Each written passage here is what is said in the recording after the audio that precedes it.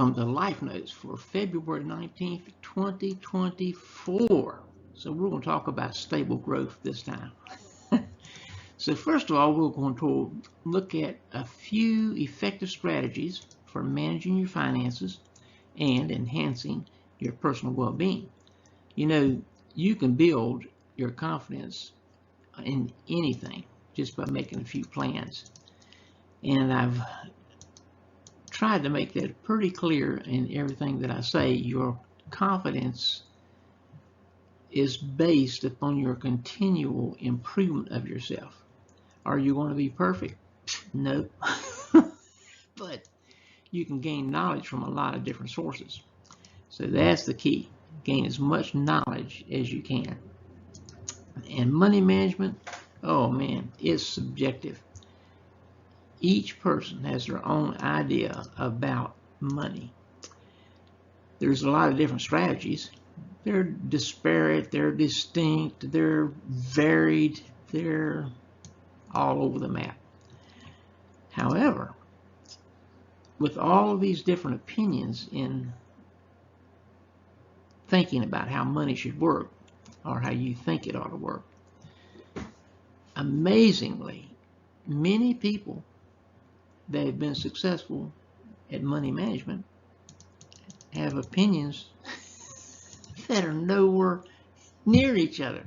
And then some opinions are almost exactly the same.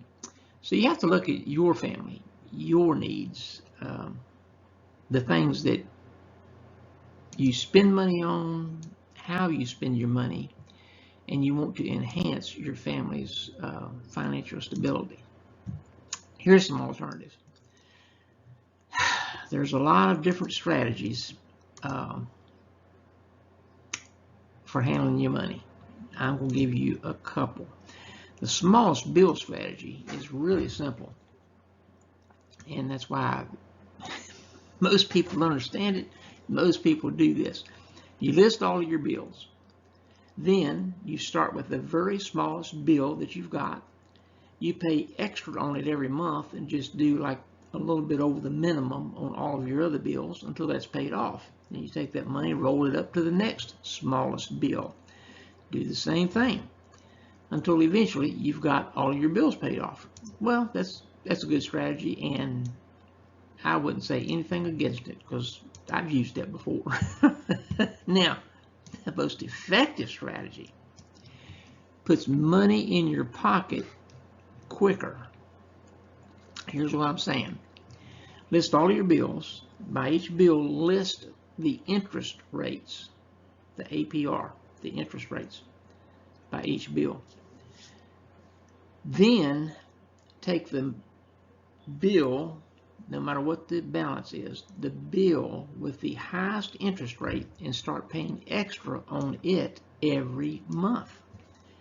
This will free up more money quicker than the other method. Yes, you want to pay the others off, but pay extra on that high interest rate bill so you put more money where you want it, which I hope is in your pocket. So let's talk about credit card management just for a minute. You've probably heard this forever.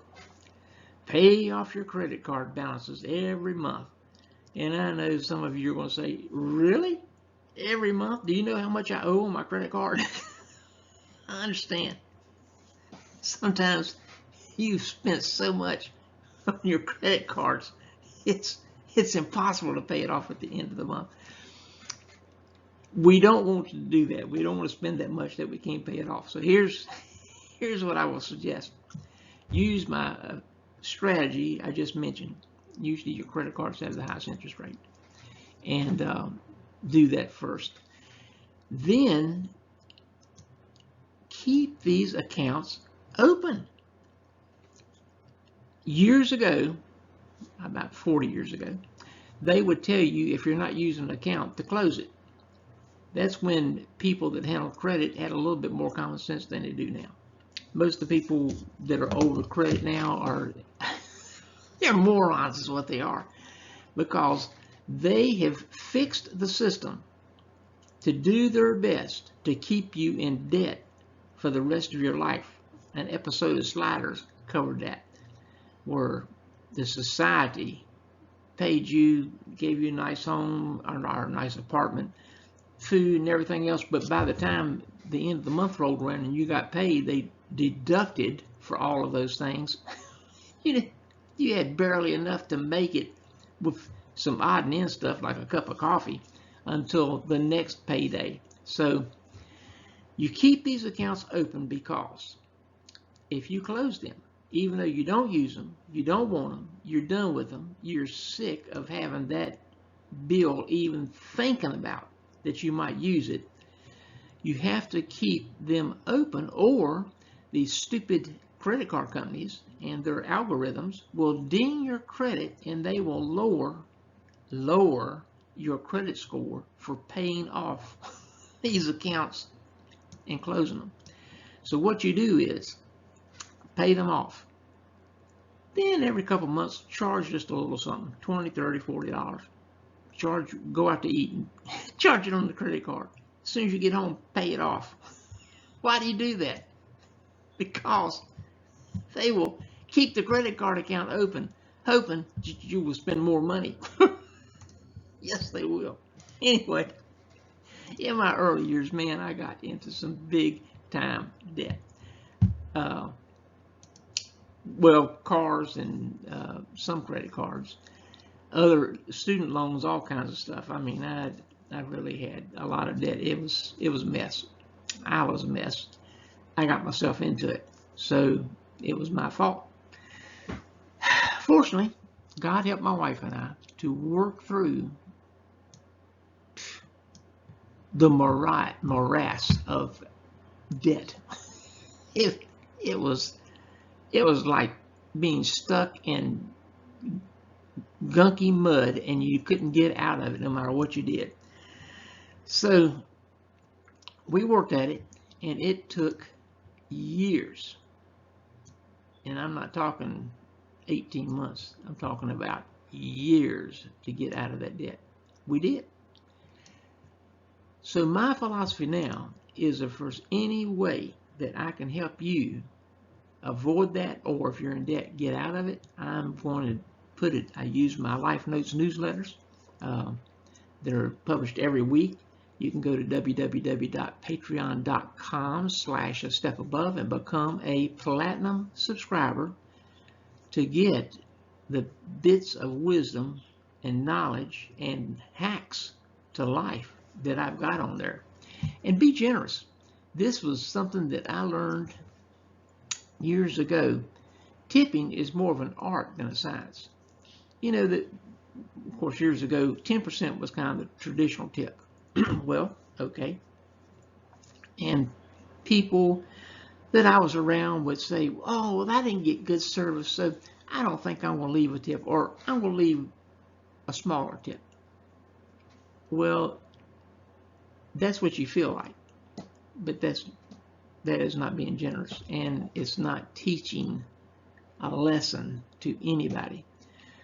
What I did learn was, if I get the current tip rate, I don't know when you're seeing this, is 15%.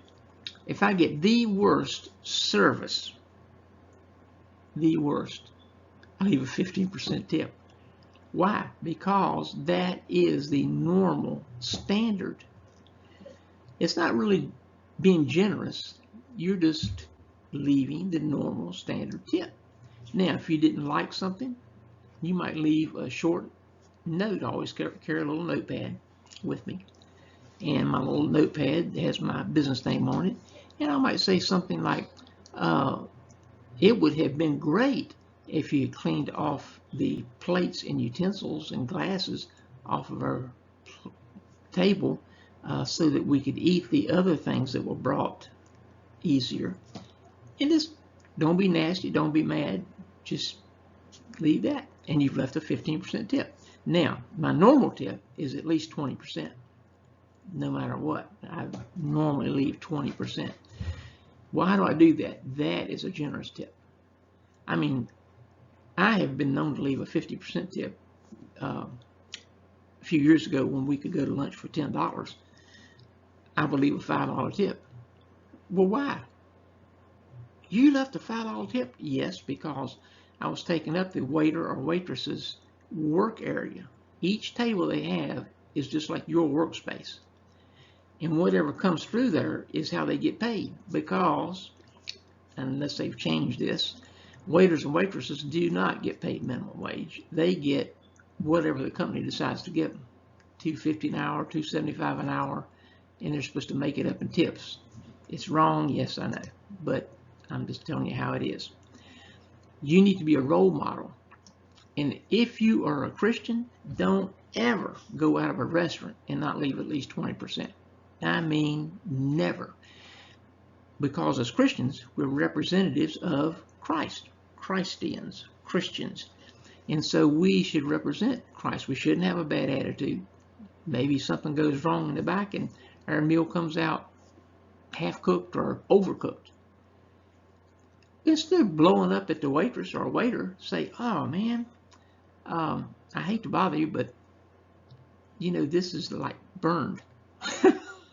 Could you please have the cook redo a piece of meat for me? And most of the waiters and waitresses, man, they're apologetic, and immediately they will go back and take care of that. We go to the same restaurants all the time. So basically now I can go into any of my normal restaurants. They know what I'm going to drink and they know what I'm going to eat. I know it sounds, some of y'all are thinking, well, why don't you go somewhere different? Occasionally I do, but I like my regular servers. I like my regular restaurants. That's just me. Well, you have a responsibility with all of this knowledge that you have. Now, all these tips and tricks that I've learned, man, I'm sharing them. And you should share them too. Don't hoard knowledge you have about finances or about anything really, because then instead of being generous, you're a hoarder. You're stingy. You don't want other people to get one up on you. Who cares? Help other people achieve. Be open to new ideas and new knowledge that will help you be better at what you do.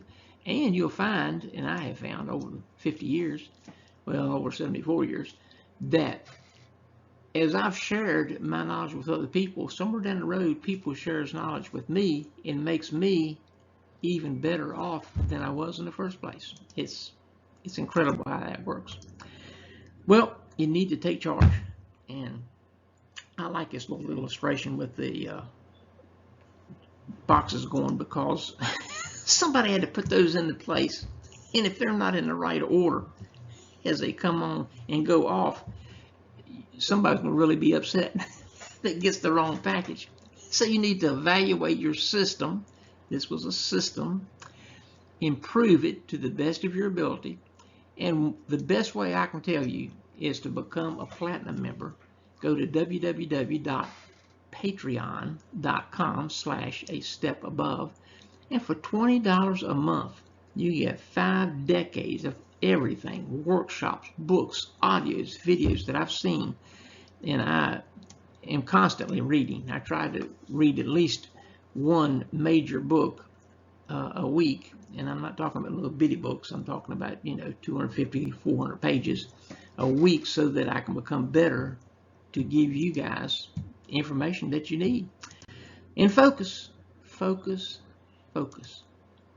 Some wise words, one from me: keep a notepad and a pen with you always. Yes, sir. Man, you're driving down the road, you got, oh man, what a great thought. And 15 to 45 seconds later, most of that thought's gone.